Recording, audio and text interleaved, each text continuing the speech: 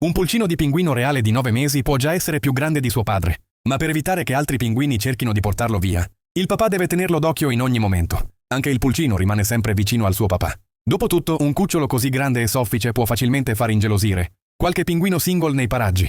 E se i genitori non si sentono ancora del tutto tranquilli, fanno la guardia insieme, uno da ogni lato del piccolo. Prima di diventare adulti, i pinguini reali sono ricoperti da questo piumino marrone, una sorta di edizione limitata che li fa sembrare delle adorabili palle di pelo.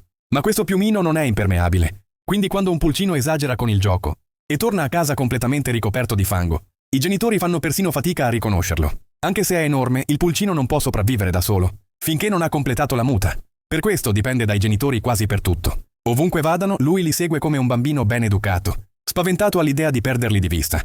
Intorno ai 10 mesi il pulcino inizia finalmente la muta. Solo allora cresce il nuovo piumaggio impermeabile. E quando è tutto pronto, può finalmente raggiungere l'oceano e iniziare a cacciare da solo.